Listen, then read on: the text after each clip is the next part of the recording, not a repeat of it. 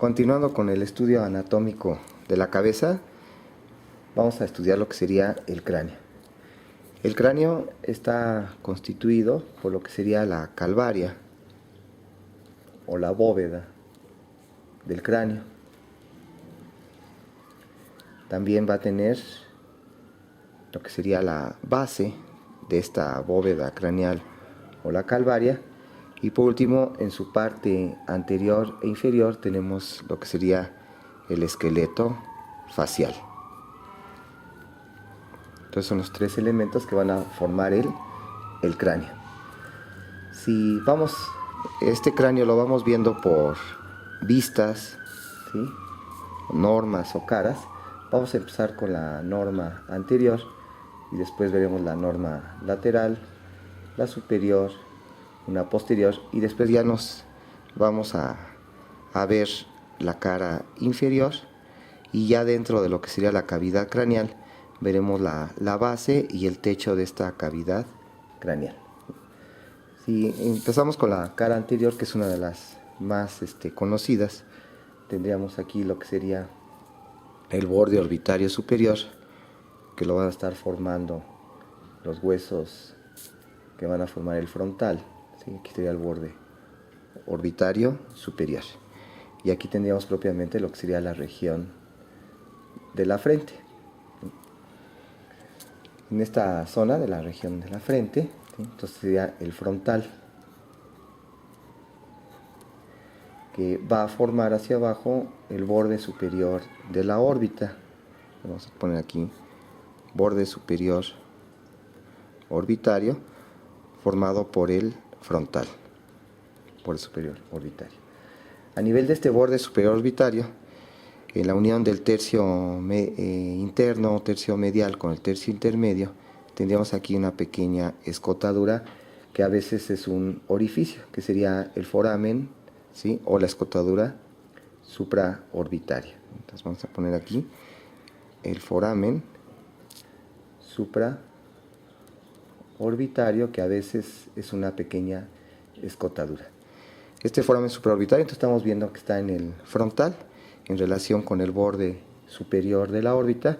Tiene importancia porque aquí van a pasar vasos y nervios supraorbitarios. Ya veremos que los vasos supraorbitarios, la arteria supraorbitaria es rama de la arteria oftálmica, mientras que el nervio supraorbitario es rama, ¿sí?, de 5-1, es de la rama oftálmica del trigémino, que es un punto doloroso cuando el paciente tiene neuralgia del trigémino. Si estudiamos por arriba de este borde orbitario, se encuentran dos pequeñas crestas, ¿sí?, en forma de arcos, que son los arcos supraciliares, que es donde se van a implantar las cejas. Es el arco superciliar. Entre estos dos arcos superciliares se encuentra esta pequeña zona que va a formar lo que sería la glabela. E inmediatamente por abajo de la glabela, aquí encontramos en la línea media esta escotadura, que es la escotadura nasal del frontal, y aquí se encuentra la sutura entre los huesos nasales y el hueso frontal. Y este punto es el punto craniométrico que recibe el nombre de nasion. Sería el nasion. Y arriba de este punto craniométrico del nasion, en la sutura frontonasal, se observa a veces restos de una pequeña sutura que se cierra antes del nacimiento, que es la sutura metópica. Que si esta sutura metópica se cierra en fase temprana en el feto, da una anomalía en la forma del cráneo, que es la trígonocefalia, en donde desde el nacimiento se puede diagnosticar en el niño que sufre tensita. Se ve una saliente en forma de un triángulo con base superior y vértice inferior, que es la trígonocefalia por un cierre prematuro de esta sutura metópica en el feto. Arriba de lo que serían los arcos superciliares se ven unas pequeñas prominencias, que son las gibas frontales, que son más prominentes en el niño pequeñito recién nacido. Si continuamos hacia abajo, tendríamos aquí lo que sería la maxila. Entonces esta maxila, con el cuerpo de la maxila, Aquí tendríamos el borde superior de las maxilas y vamos a ir dibujando el resto de la maxila. Aquí estaría la unión entre un maxilar y otro maxilar. Ya vemos que aquí estaría el borde alveolar y aquí el cuerpo de la maxila.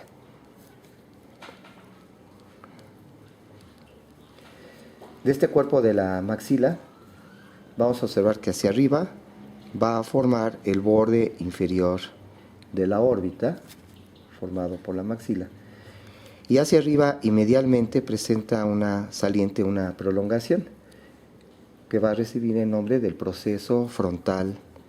Este sería el proceso nasal o proceso orbitario.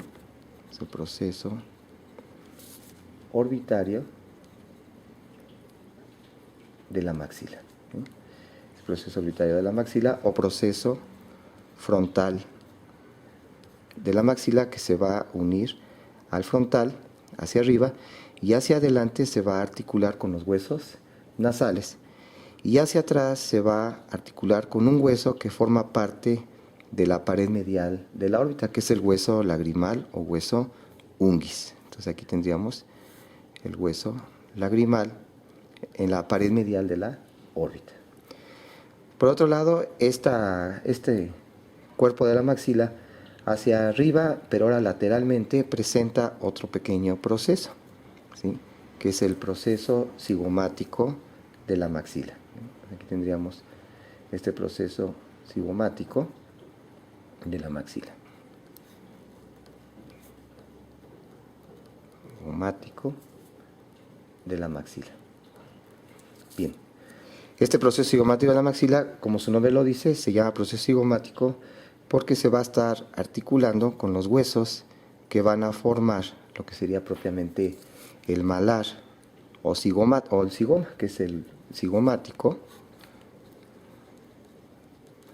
que se articula con el proceso cigomático de la maxila. Observamos que en la cara anterior del cuerpo de la maxila, inmediatamente por abajo del borde orbitario inferior, se encuentra otro pequeño foramen, que será el foramen infraorbitario, ¿sí?, que se encuentra más o menos al mismo nivel que la escotadura o foramen supraorbitario. Este foramen infraorbitario tiene importancia porque ahí van a estar pasando los nervios y vasos infraorbitarios. La arteria infraorbitaria, que es rama de la arteria maxilar, y el nervio infraorbitario, que es rama de 5-2, es decir, la rama maxilar del trigémino.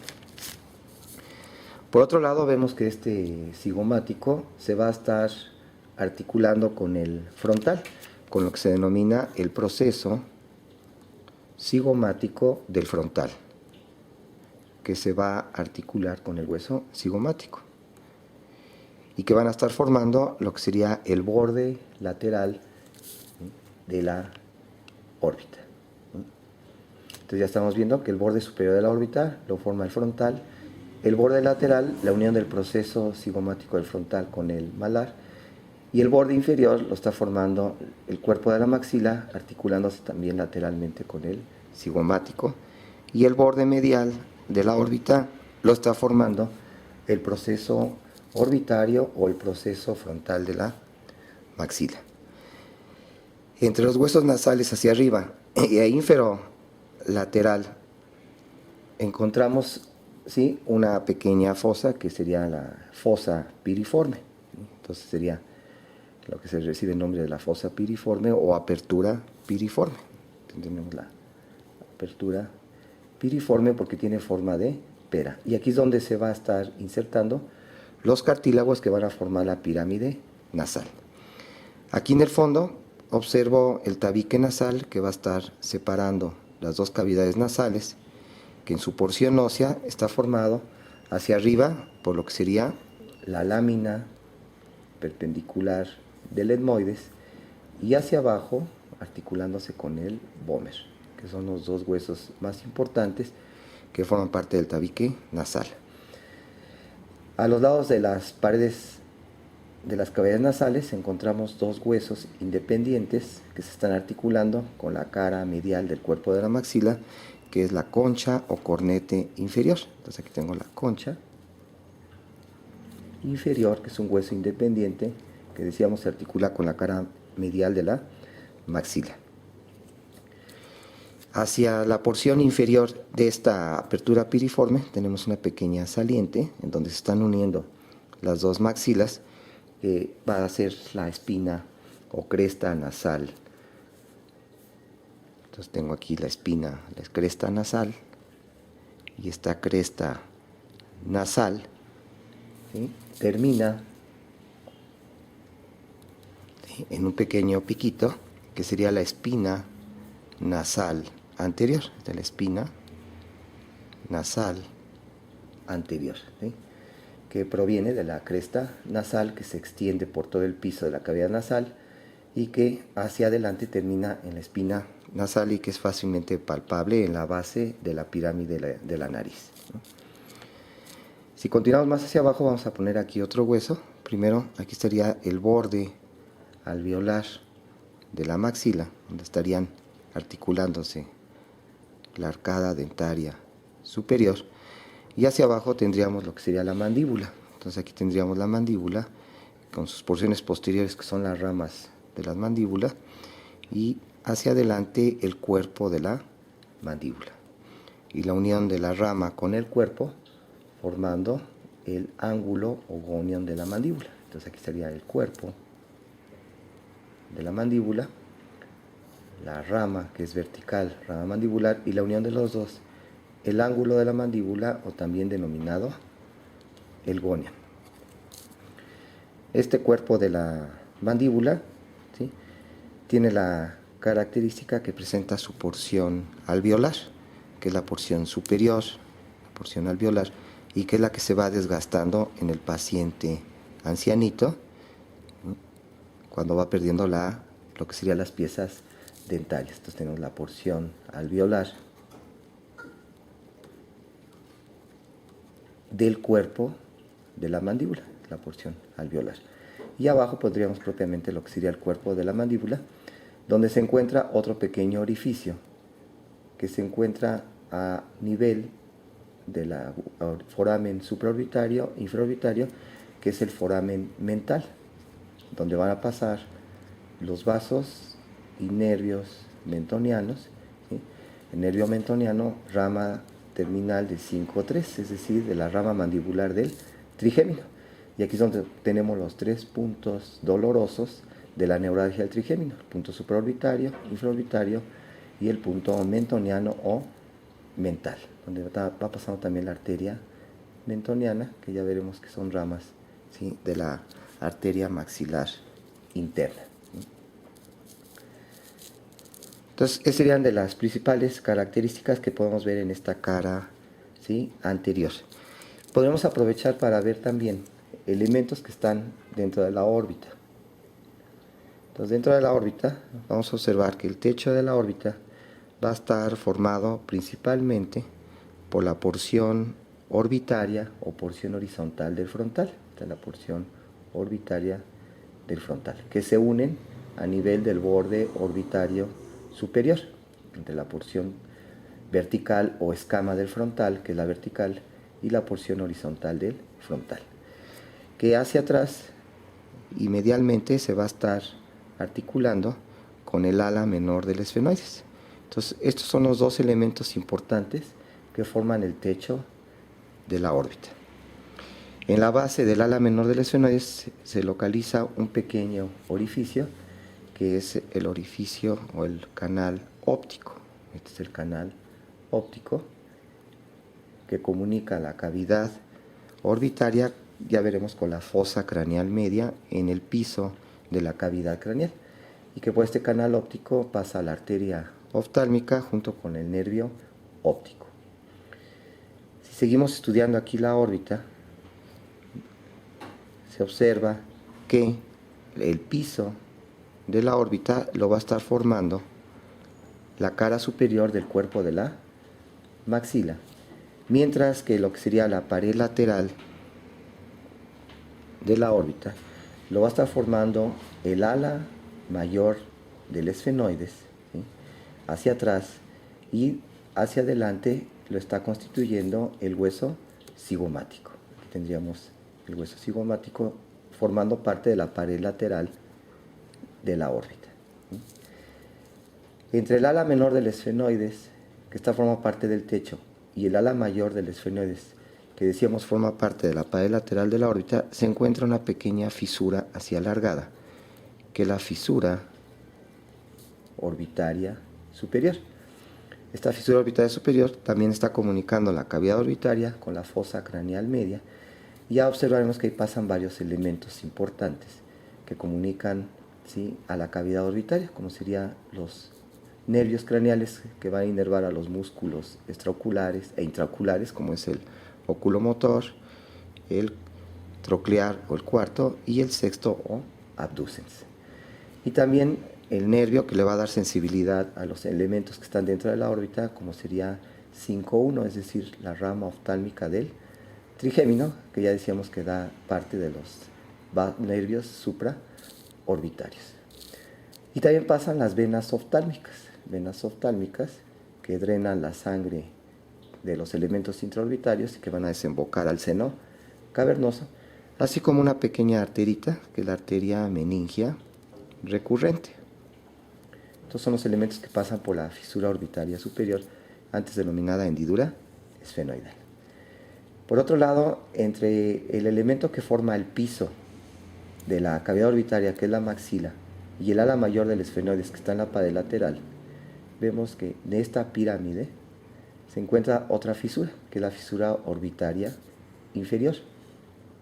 Esta fisura orbitaria inferior van a pasar los vasos y nervios infraorbitarios que terminan a nivel del agujero infraorbitario. Es la fisura orbitaria inferior. Y también, si terminamos con esta órbita, la pared medial lo va a estar formando de adelante hacia atrás el proceso frontal de la maxila, hacia atrás el hueso lagrimal o unguis, y todavía más hacia atrás, ¿sí?, esta pared medial va a estar formada por la lámina papirácea del etmoides, que forma parte de las masas laterales del etmoides. Esos son los tres principales elementos que forman la pared medial de la órbita, y que aquí aprovechamos para estudiarlos en la cara anterior del cráneo. Si seguimos ahora con la cara lateral del cráneo, podríamos ir dibujando esta cara lateral. Tendríamos lo que sería propiamente los huesos nasales y la apertura piriforme en este punto, con lo que sería aquí la espina nasal anterior y el resto de la maxila, con su borde alveolar, donde está la arcada dentaria superior. Tenemos aquí la porción posterior del cuerpo de la maxila, y ya hacia arriba tendríamos el frontal y propiamente lo que sería el techo de la órbita, con la región occipital, y aquí continuando con lo que sería la mastoides, que sería parte del hueso temporal. Aquí podemos ir ilustrando lo que sería la cavidad orbitaria, los huesos nasales, con el proceso orbitario de la maxila, y después la maxila formando el piso de la órbita, articulándose con el proceso cigomático, ¿sí?, de la maxila para irse con el hueso malar o cigomático, y este hueso malar o cigomático se va a articular con el proceso cigomático del hueso temporal, y van a formar lo que sería el arco cigomático. Entonces aquí tendríamos el arco cigomático, que va a provenir del hueso temporal. Más hacia abajo podríamos poner lo que sería el cuerpo de la maxila, de la mandíbula, hacia atrás la rama de la mandíbula con el gonion, y que se va a estar articulando aquí arriba, ¿sí? Estaría el cóndilo de la mandíbula, que se va a estar articulando con el proceso cigomático del temporal. Inmediatamente atrás del cóndilo de la mandíbula tenemos el foramen auditivo externo, que está limitado hacia adelante y hacia abajo por la porción timpánica del temporal, y más hacia atrás tendríamos aquí la mastoides. Y aquí podemos ilustrar el proceso estiloides. Entonces ahí muy esquemáticamente podemos estar ilustrando la cara lateral.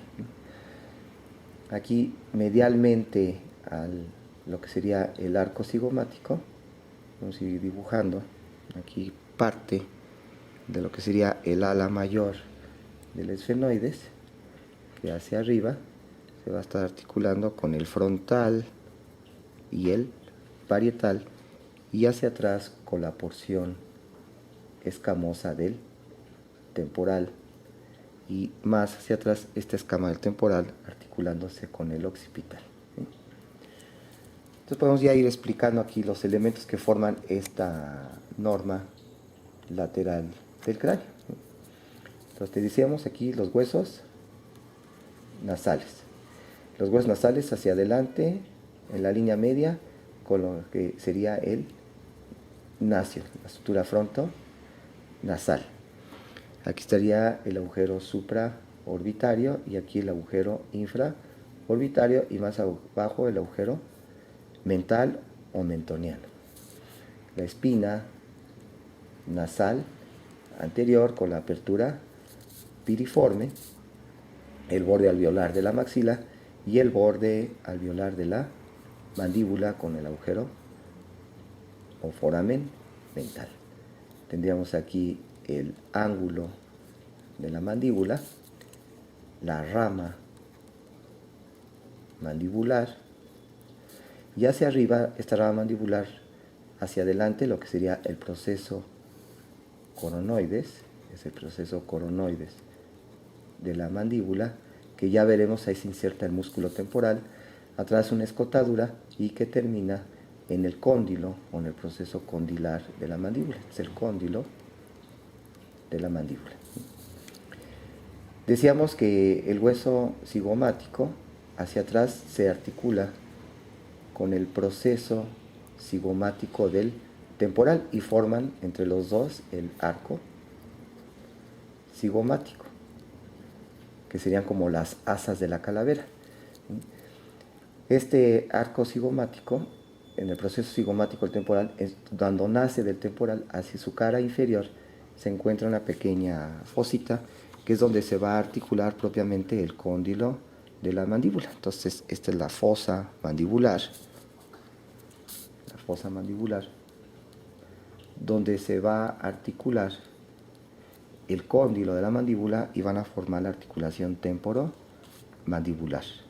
Ya vemos que adelante de esta pequeña fosa mandibular se encuentra un pequeño tubérculo, que es el tubérculo mandibular, que este tubérculo articular, que se ve mejor en la norma o cara inferior de la base del cráneo.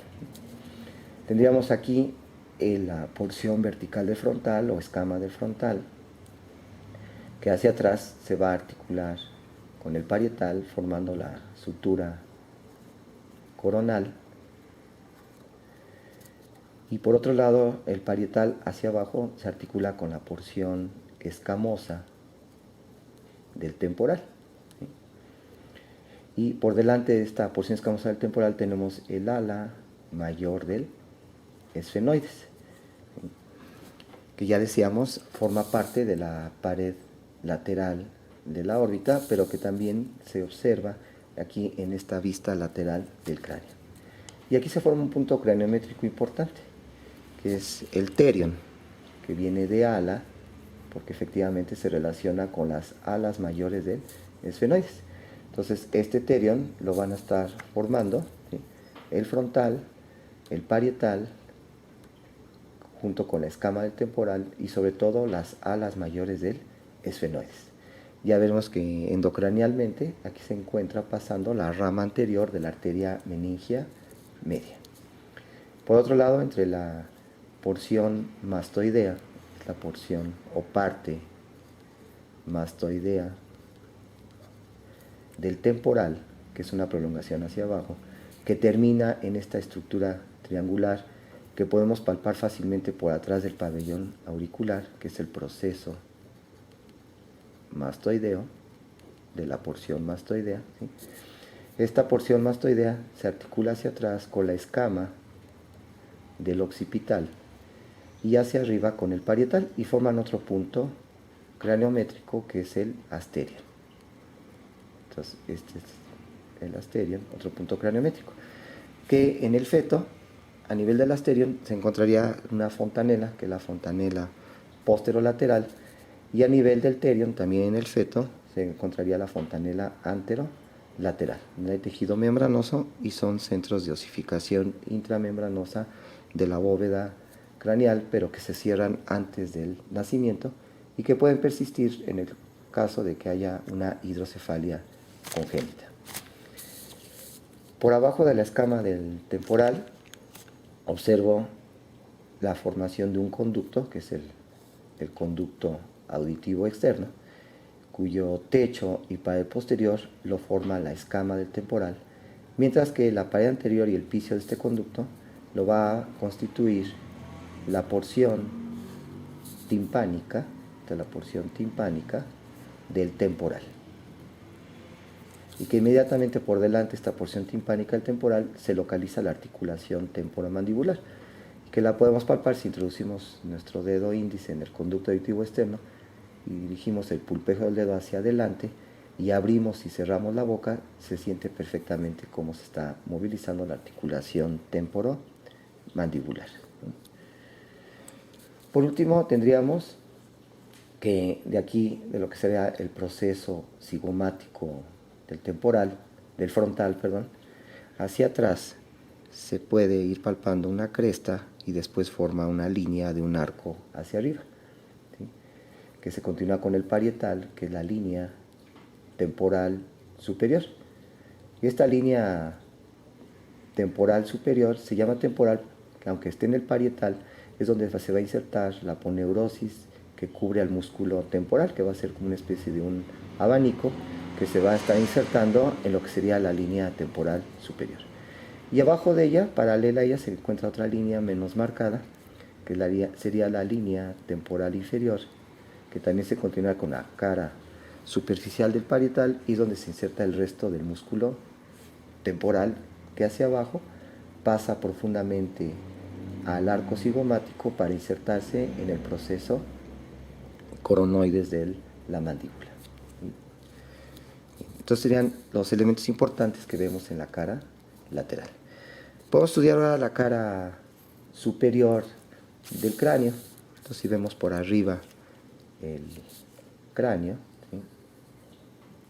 Tendríamos la región frontal hacia adelante y la región occipital hacia atrás.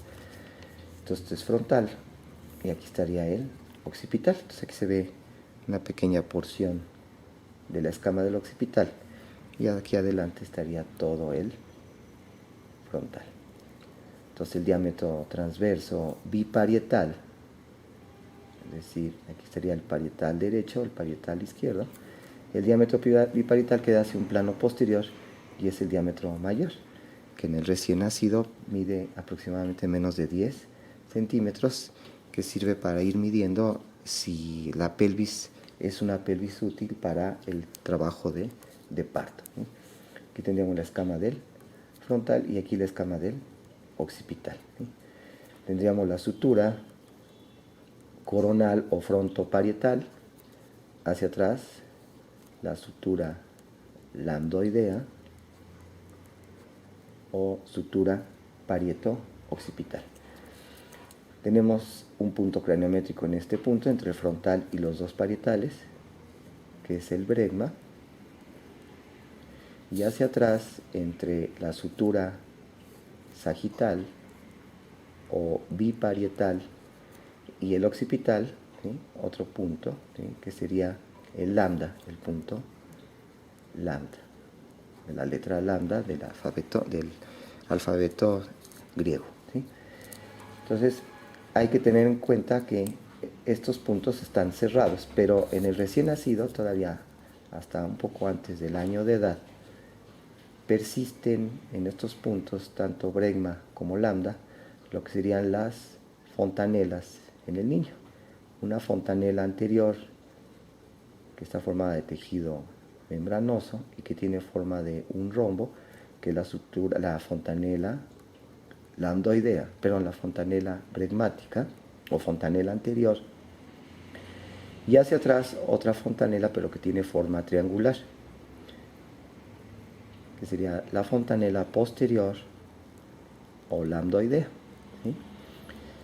La fontanela posterior, ¿sí? O lambdoidea generalmente se cierra antes del tercer mes de vida, mientras que la fontanela anterior o bregmática generalmente ya al año de edad ya se encuentra cerrada, que sería entre el frontal y los dos parietales.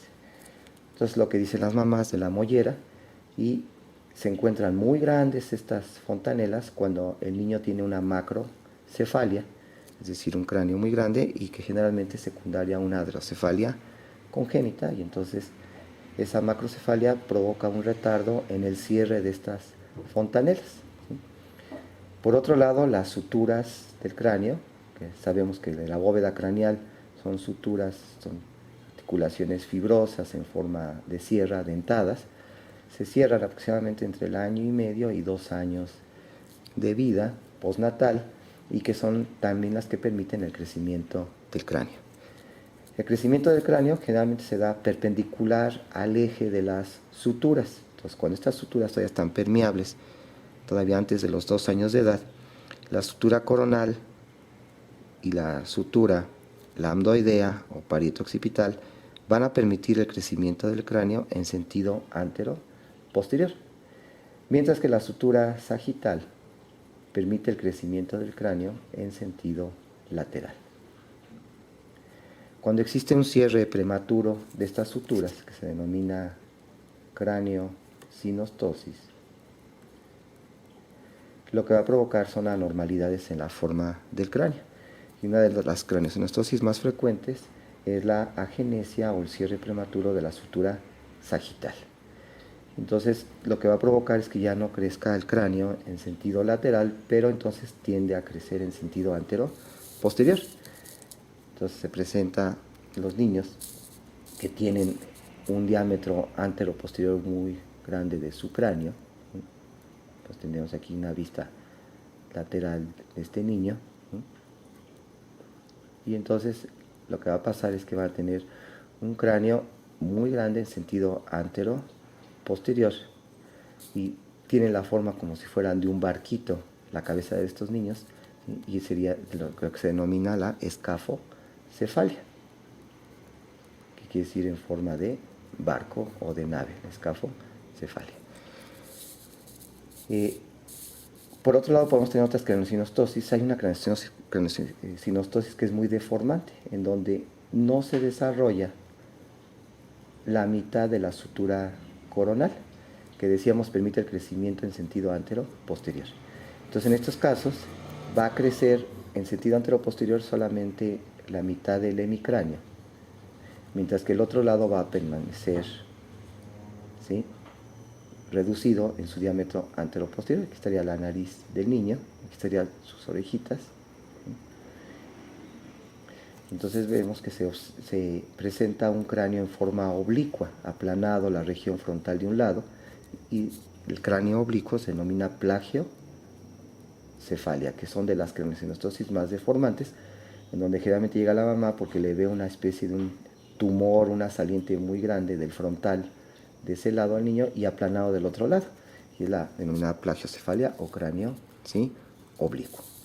Va a haber otras craniosinostosis, ¿sí?, como cuando hay agenesia de toda la sutura coronal o toda la sutura, ¿sí?, lambdoidea, y entonces el cráneo crece nada más en sentido lateral, dando la forma de, ¿sí?, una platicefalia o una braquicefalia, donde se ve el cráneo muy ensanchado en sentido transverso, ¿sí?, porque nada más permite el crecimiento del cráneo a expensas de la sutura sagital, es decir, lo contrario de una escafocefalia. Si ahora nos vamos hacia la norma inferior del cráneo, o la cara inferior del cráneo, ¿sí?, podemos ir estudiando esta cara inferior. Tendríamos aquí abajo, adelante, lo que sería la arcada dentaria superior, que es la maxila. Como estás viendo por abajo, veríamos el borde alveolar de la maxila, donde estarían las articulaciones fibrosas de tipo gónfosis, las articulaciones alveolo-dentarias, ¿sí? Por otro lado, aquí atrás estaría el proceso palatino de la maxila, que junto con la porción horizontal del palatino van a formar el paladar duro. Entonces quiere decir que si representáramos aquí la maxila, ¿sí?, proceso palatino, porción horizontal del palatino, y eso forma el paladar duro, y aquí es donde estaría colgando el paladar blando con la úvula o campanilla. Sería un corte en la vista lateral. Aquí estaría la mandíbula, y aquí podemos poner lo que sería la lengua para tratar de darnos a entender. Lo estamos viendo por aquí abajo. Aquí estaría la arcada dentaria superior, que sería esta porción. Entonces aquí estaría el proceso palatino de la maxila con la porción horizontal o porción palatina del hueso palatino. La porción horizontal del hueso palatino. Aquí en la línea media, en la unión de los procesos palatinos de la maxila, se localiza una pequeña depresión que es la fosa incisival, ¿sí?, las pequeñas remanentes de la premaxila, y es la fosa incisival, ¿sí?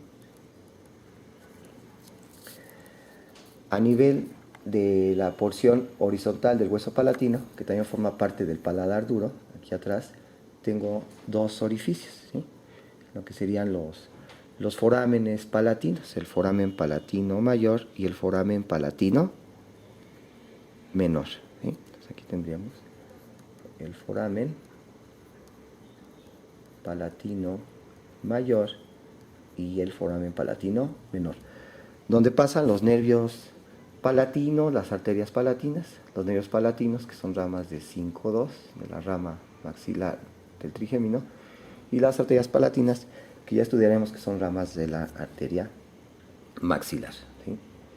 Si seguimos esta norma o vista inferior del cráneo, tendríamos aquí que naciendo de la cara inferior del cuerpo del esfenoides, tenemos como unas patitas del esfenoides, que son los procesos pterigoides, ¿sí? Los procesos pterigoides, que tienen dos láminas o dos alas, una lámina medial y una lámina lateral, que se unen hacia adelante y se abren hacia atrás. Aquí lo estamos viendo como si fueran una vista posterior. Los procesos pterigoides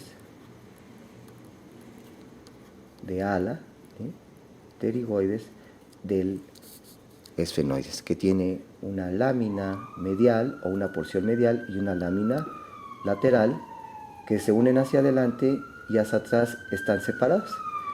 Y entre los dos se encuentra una fosita, que es la fosa pterigoidea, que es donde se va a estar insertando el músculo pterigoideo medial.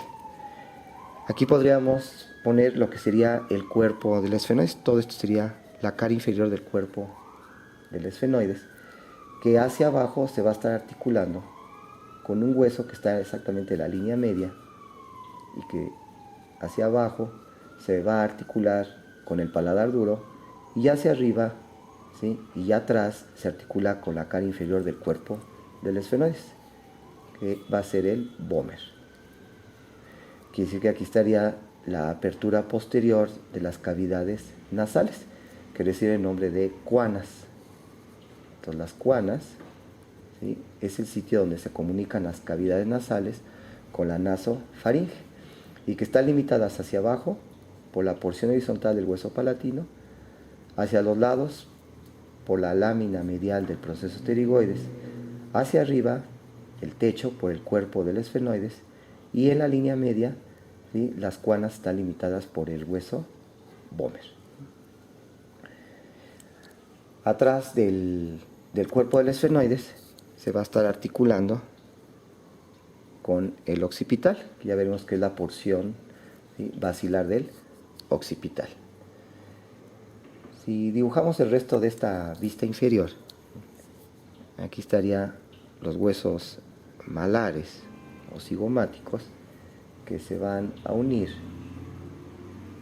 al proceso cigomático del temporal, ¿verdad? Aquí estaría más bien la maxila y después el proceso cigomático del temporal hacia acá atrás, ¿sí? Entonces vamos a ponerlo de esta forma, que serían las asas de la calavera, que vamos a ir formando el arco cigomático, ¿sí? Tendríamos el resto aquí de la maxila, después articulándose hacia atrás con el esfenoides y más hacia atrás con el temporal. Entonces tendríamos aquí así como una especie de la región occipital. Entonces aquí estaría la región más posterior, donde estaría el occipital. Estamos viendo la cara inferior. El cuerpo del esfenoides articulándose hacia atrás con el proceso basilar del occipital. El proceso basilar del occipital. Aquí se metería entre el esfenoides y el occipital. Veríamos la cara inferior del temporal. Aquí está el temporal, que en esta vista estaría formado por la roca o peñasco o porción petrosa del temporal. Estoy viendo, esta es la porción petrosa del temporal en su vista inferior. Y que más lateralmente veríamos una saliente que serían las mastoides. Sería la porción mastoidea con el proceso mastoideo, ¿sí?, del hueso temporal. El proceso mastoideo, que aquí presenta una pequeña ranura, que es la ranura de la mastoides, antes llamada ranura digástrica, porque aquí se inserta el vientre posterior del músculo digástrico. Entonces aquí está la ranura mastoidea, que se localiza en la cara medial del proceso mastoides. Aquí podríamos ilustrar la unión entre la escama del temporal y las alas mayores del esfenoides. La escama del temporal hacia atrás y el ala mayor del esfenoides. Que sería el ala mayor del esfenoides. Bien. Entonces, si seguimos estudiando esta cara inferior, decíamos que en la cara inferior, aquí donde nace el proceso cigomático del hueso temporal, aquí abajo tendríamos una pequeña fosa, que era la fosa mandibular. Entonces ahora si lo estamos viendo en una vista inferior, donde nace el proceso cigomático del temporal, aquí estaría una pequeña fosita donde se va a articular el cóndilo de la mandíbula. Entonces la fosa mandibular para la articulación temporomandibular.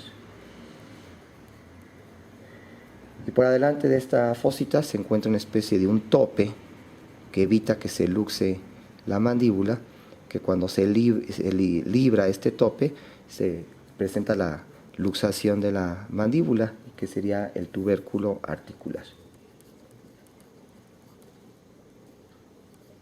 que evita la luxación del cóndilo mandibular hacia adelante.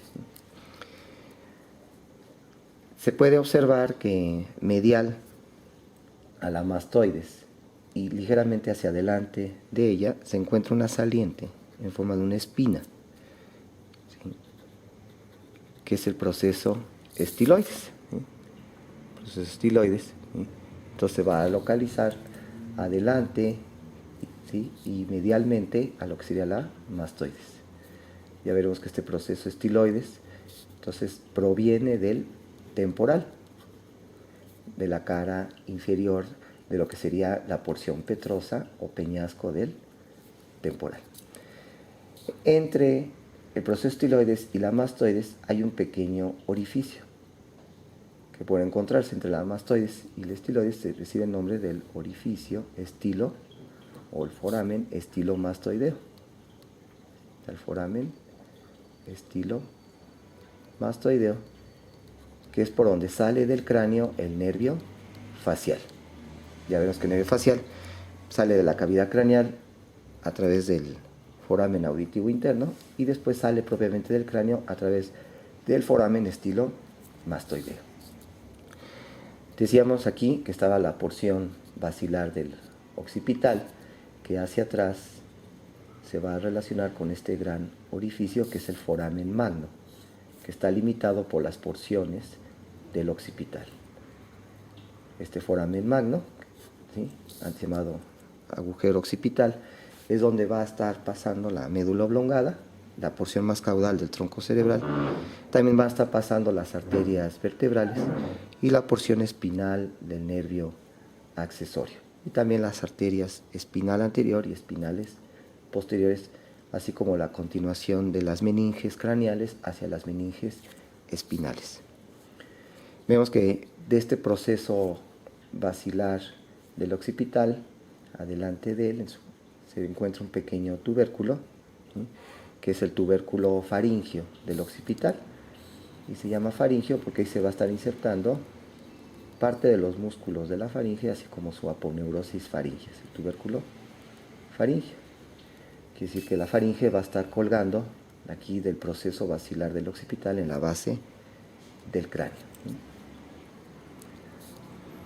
Aquí, en las alas mayores del esfenoides, a los lados del cuerpo del esfenoides, este es el cuerpo del esfenoides, que limitaba hacia arriba las cuanas, vemos dos orificios, un orificio así alargadito y otro por fuera de él, pequeñito, que es el foramen oval y el foramen espinoso. Entonces, en las alas mayores del esfenoides encuentro el foramen oval, donde va a pasar la rama mandibular del trigémino, es decir, 5-3, con la arteria meningia menor, rama de arteria maxilar, y lateralmente a él se encuentra un pequeño foramen, que es el foramen espinoso, antes llamado redondo menor, donde va a estar pasando el paquete meningio medio, la arteria meningia media, con las dos venitas meningias medias, arteria meningia media, que también es rama de arteria maxilar, que a su vez es rama de la carótida externa, y también el nervio meningio medio a través del agujero espinoso. Se encontrarían en el ala mayor del esfenoides. Si nos vamos hacia la cara inferior de la porción petrosa del temporal, decíamos que se relaciona lateralmente con la mastoides, con la ranura mastoidea, y aquí el proceso estiloides y el agujero estilomastoideo, donde pasa el nervio facial. Vemos que medialmente al proceso estiloides se encuentra una fosa más o menos profunda, que va a ser el foramen yugular. El foramen yugular, ¿sí?, con la fosita yugular, ¿sí?, donde va a estar pasando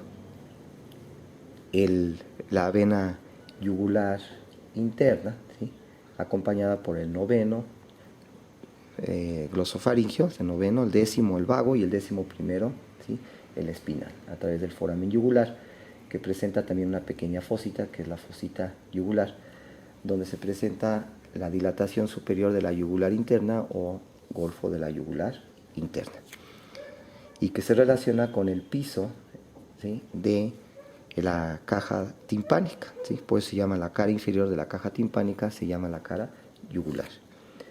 Inmediatamente por delante y medial a este foramen yugular se encuentra el inicio de un canal, que es el canal carotidio. Digamos aquí así, el foramen yugular, y adelante y adentro de él el canal carotidio. A través de este canal carotidio se va a estar introduciendo en el peñasco la carótida interna, que después de pasar por todo el canal carotidio. Ya veremos que en lo que es la base del cráneo, en el piso de la cavidad craneal, este canal carotidio se continúa con el agujero lacerum, que es donde va pasando también la carótida interna para entrar al cráneo, la carótida interna. Entonces, lo importante del canal carotidio, ¿sí? Entonces, aquí ya tendríamos representado entonces lo que sería, ¿sí?, la cara inferior del cráneo, ¿sí? Antes de introducirnos a la cavidad craneal, podríamos ver la cara posterior, ¿sí? De hecho, aquí podríamos aprovechar que de la escama del occipital, aquí hay una saliente que es fácilmente palpable en la porción posterior del cráneo, que es la protuberancia occipital externa, ¿sí?, o también denominado inion, ¿sí? Y a los lados de ella, en esta misma escama del occipital, las líneas nucales superiores, donde se insertan varios músculos como el trapecio, después la cresta occipital externa, y a la mitad de su trayecto lo que sería la línea nucal inferior, donde se insertan los músculos profundos de la nuca. Entonces, esto nos sirve para ver la vista posterior. La vista posterior del cráneo es muy simple. Tenemos aquí la región del parietal y los occipitales, y aquí estarían las mastoides de uno y otro lado, la porción más inferior del occipital. Pondríamos la escama del temporal continuándose con la porción mastoidea del temporal, y aquí arriba la sutura lambdoidea con la sutura sagital, ¿sí? Sutura sagital, parietal, parietal, la porción mastoidea del temporal, y aquí la sutura lambdoidea, y aquí la escama del occipital, que aquí en la línea media, decíamos, presenta una saliente, ¿sí?, que sería la protuberancia occipital externa, con las líneas nucales superiores, cresta occipital, ¿sí?, externa, con las líneas nucales inferiores, ¿sí? Aquí más adelante y abajo pues estaría parte de la maxila, ¿sí?, que estaría con su borde alveolar, y todavía más abajo veríamos la cara posterior de la mandíbula con sus ramas, el gonion, y el cuerpo de la mandíbula con su borde alveolar. Sería, ¿sí?, esquemáticamente la vista posterior, ¿sí? Ahora sí nos podemos introducir a lo que sería la cavidad craneal. Entonces tendríamos que hacer un corte de la bóveda craneal e introducirnos a la cavidad craneal. Entonces, después de hacer este corte, que tendríamos la bóveda, podríamos ver, ¿sí?, la cara inferior de esta bóveda, que va a formar el techo de la cavidad craneal. Entonces, si vemos lo que sería la calota o bóveda, vista por debajo, es decir, el techo de la cavidad craneal, tendríamos el corte aquí de la bóveda craneal, que sería el diple o diploe, el hueso esponjoso entre las dos capas de hueso compacto. Aquí sería el frontal, el occipital, y aquí quedarían los dos parietales. Veríamos parte de la sutura lambdoidea. Aquí adelante en la línea media la sutura sagital, que hacia adelante termina en la sutura coronal. Entonces aquí estaría el frontal y la escama del occipital. Aquí vemos que en la cara profunda del frontal se encuentra una cresta, que sería la cresta frontal, y esta cresta frontal hacia atrás se continúa en un canal, que va a ser el canal o el surco del seno sagital superior. Aquí viene el surco del seno sagital superior. Se puede observar, ¿sí?, aquí a veces unas pequeñas depresiones que lo forman las vellosidades aracnoideas, ¿sí?, unos pequeños corpúsculos, y también los surcos que dejan marcados las ramas de la arteria meningia media, ¿sí? Que ya decíamos va a pasar por el agujero espinoso, ¿sí? Entonces tenían los surcos de la arteria meningia media. Arteria meningia media. Entonces, es las características de lo que sería el techo de la cavidad craneal. Entonces, ahora veríamos lo que sería el piso de la cavidad craneal, que va a corresponder a la vista superior de esta base del cráneo, ¿verdad? Aquí vemos la vista inferior, ahora vamos a verlos intracranealmente. Y entonces tendríamos que cortar, una vez que cortamos la calota, ¿sí?, del cráneo, entonces tendríamos este corte que estábamos viendo hace rato, el corte. Bueno, tenemos que hacerlo al revés, ¿sí? Ahí está el corte, ¿sí? Aquí está la región frontal y esta es la región occipital. Entonces vamos a poner el corte de la bóveda craneal, donde va a estar el diple. Siempre el diámetro biparietal en un plano posterior, que estaría el diámetro biparietal, ¿sí? Entonces vamos a ver lo que se llama la vista interna de la base del cráneo, o la vista superior de la base del cráneo, ¿sí?, que es lo que forma el piso del cráneo. Entonces aquí lo importante es que este piso craneal no se encuentra en un solo plano, sino que va en 3 pisos, ¿sí?, 3 escalones. Entonces tenemos aquí, en primer lugar, lo que sería la fosa craneal anterior, ¿sí? Sería la fosa craneal anterior, que está limitada, ¿sí?, por unas estructuras que ya veíamos cuando estudiábamos la vista anterior, aquí en esta zona, ¿sí?, muestran las alas menores del esfenoides, que se relacionaban hacia adelante con la porción orbitaria del hueso frontal. Entonces tendríamos aquí el ala menor del esfenoides, que medialmente termina, medial y posterior terminan en estas pequeñas salientes, que son los procesos clinoideos anteriores. Este es el proceso clinoideo anterior, donde se va a insertar la tienda o tentorio del cerebelo, que hacia atrás va a formar su borde libre. Ahí se va a insertar en los procesos clinoides, ¿okay? Aquí estaría entonces el ala menor del esfenoides, ¿sí?, el ala menor del esfenoides, que nace de lo que sería el cuerpo del esfenoides. Entonces todo esto sería todavía parte del cuerpo del esfenoides. Entonces, en las porciones laterales del cuerpo del esfenoides, en su porción anterior, nace el ala menor del esfenoides. Entonces, este sería el piso anterior, o la fosa craneal anterior, que hacia adelante estaría limitada por la porción vertical del frontal, escama del frontal, que forma propiamente la frente, y hacia atrás estaría limitada por el borde libre del ala menor del esfenoides, con parte de la porción horizontal o porción orbitaria del hueso frontal, ¿sí? Entonces podemos ir haciendo un acercamiento de la fosa craneal anterior.